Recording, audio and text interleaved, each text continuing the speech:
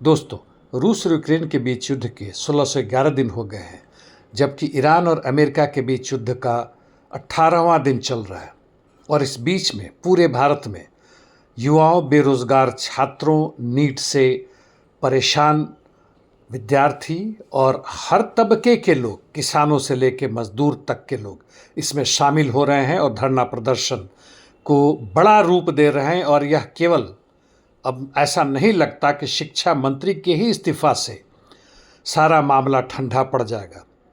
इसके बावजूद कि सोनम वांगचुक ने अपना अनशन तोड़ दिया और ऐसा लगता है कि कॉकरोच जनता पार्टी भी शायद किसी न किसी बहाने या कारण से इस बढ़ते हुए आग को धीमे करने की कोशिश करेगी, लेकिन यह आंदोलन नहीं रुकने वाला है। वैसे कुछ भी कहना अभी निश्चित रूप से मुश्किल है। 2012 से 14 के बीच के बाद यह पहला भारतव्यापी आंदोलन है। हालांकि इस बीच में हमने कई दूसरे भी आंदोलन देखे और बड़े महत्वपूर्ण हैं, जैसे किसान आंदोलन या उसके पहले 1973 से 75 वाला हिस्सा। लेकिन एक वास्तविक क्रांति अभी तक संभव नहीं हो सकता है जिसमें देश का बागडोर वास्तव में जनता के पास जाए, मेहनतकश जनता के पास, यानी पूंजीपति और पारासिटिक जितने भी हैं, परजीवी जितने भी तत्व हैं, चाहे धर्म के हो, राजनीति के हो, संस्कृति के हो, जो हमारे ऊपर बुरी तरह छाए हुए हैं और हमारे ही धन से हमारे ऊपर शासन करते हैं। और सारी पुलिस व्यवस्था, न्यायालय से लेकर सैनिक और प्रशासन तक और जितने भी गुप्तचर विभाग हैं, हमारे ही खिलाफ काम करते हैं। इसका अंदाज़ा आपको है, भले ही आप किसी भी पक्ष में हो। और इसलिए आवश्यक है कि इस आंदोलन में हम लोग शामिल हों। देखते हैं पहले रूस और यूक्रेन के बीच के युद्ध में क्या हो रहा है।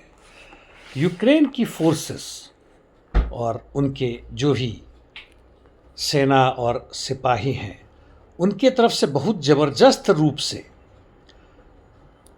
पोस्ट कंस्क्रिप्शन चल रहा है, यानी जबरदस्ती युवकों को पकड़कर उनको सेना में लाया जा रहा है। यानी तुम्हें देश के लिए मरना है।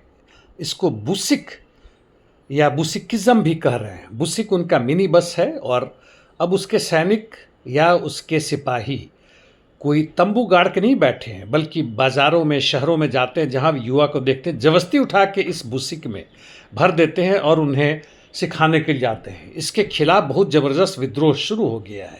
इनके ऊपर आक्रमण जनता करने लगी है। यह एक मजाक बन गया है। तुम्हारा राजा है और वह जेलेंस्की नहीं बल्कि यूरोपियन यूनियन, अमेरिका है, और उसके लिए तुमको जबरदस्ती पकड़ के उसमें फेंका जा रहा है कि जाओ तुम लड़ो और रूस को मारो।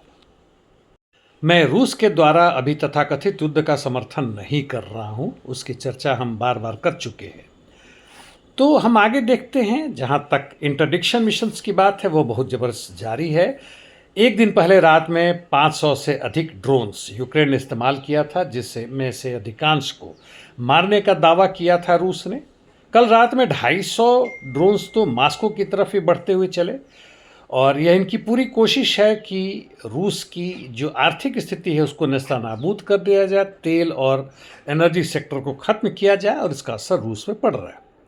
दूसरी तरफ रूस भी अब इसके बदले में ज़बरदस्त रूप से उनके पोर्ट यानी ओडिशा, इस्माइल, निकोलेव पर आक्रमण कर रहा है, तथा कीव और उसके सबर्ब में खासकर उसने कल जो मारा, जहाँ पे यूक्रेन और फॉरेन के स्पेशलिस्ट थे और ड्रोन्स के डिमॉन्स्ट्रेशंस का जगह था, दिखा रहे थे, वहाँ पर आक्रमण करके उसे नेस्तनाबूद कर दिया। बैकग्राउंड में आप देखेंगे तो पूरे विश्व की तबाही का मंजर ही है।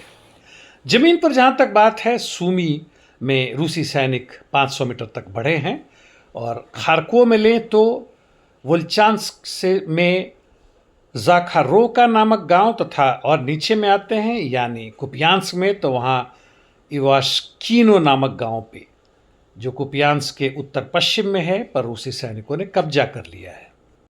कॉन्स्टेंटिनिवका पर कब्जा करने के बाद से रूसी सैनिक कुछ हद तक आगे बढ़ रहे हैं। निकोलेव पोलिये तथा क्राजने के पूर्व में निप्रोपेत्रोव्स्क क्षेत्र में उनकी बढ़त जारी है, अलेक्जेंद्रोवा और जेलेनोए की तरफ, जबकि ज़ापोरिजिया के पूर्वी क्षेत्र में उन्होंने थोड़ी सी बढ़त की है, लेकिन ज़ापोरिजिया के पश्चिम क्षेत्र में यूक्रेनियन का काउंटर अटैक तथा बढ़त अभी जारी है स्टेपनोगोर्स्क यानी कामियांस्की क्षेत्र में।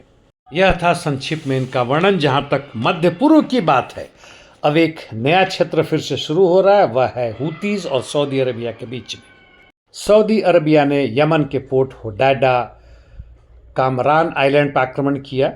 इसके जवाब में यमन फोर्सेज ने आर्माको कंपनी, जो सऊदी अरबिया का बहुत बड़ा कंपनी है, जीजान इंडस्ट्रियल जोन में उस पर जबरदस्त आक्रमण किया और भारी आग लगे हैं, वहाँ पर भारी विस्फोट हो रहा है। ईरान लगातार आक्रमण कर रहा है कुवैत, एरबिल जो इराक में है, बहरीन और जोर्डन पे, और साथ साथ अब उसने अपने क्षेत्र विस्तृत किए हैं। डेटा प्रोसेसिंग सेंटर्स है जो अमेरिकन कंपनीज का है मिडिल ईस्ट में, खासकर अमेजॉन का जो बहरीन में है।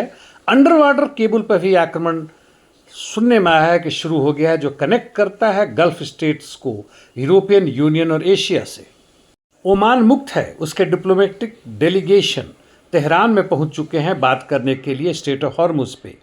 इस बीच में अमेरिका और ईरान एक दूसरे के ठिकानों पर ज़बरदस्त बमबारी कर रहे हैं। खबर यह भी है कि कुवैत और बहरीन भी अब अमेरिका के साथ शामिल हो गए हैं ईरान के खिलाफ और आक्रमण कर रहे हैं। क्या सऊदी अरबिया भी इसमें शामिल होगा? इस बीच में नेतन्याहू ने 5 घंटे की मीटिंग की और वह वाशिंगटन जा रहा है, यानी युद्ध भड़कने वाला है। दोस्तों, यह बढ़ते हुए भारत के साथ साथ वैश्विक हलचल काफ़ी तेज़ी से बढ़ रहा है, पूर्ण बर्बादी की तरफ या वह सत्ता, वह समाज जो हम चाहते हैं उसकी तरफ, और इसके लिए हमें इसमें शामिल होना पड़ेगा। आज के लिए इतना ही। धन्यवाद दोस्तों।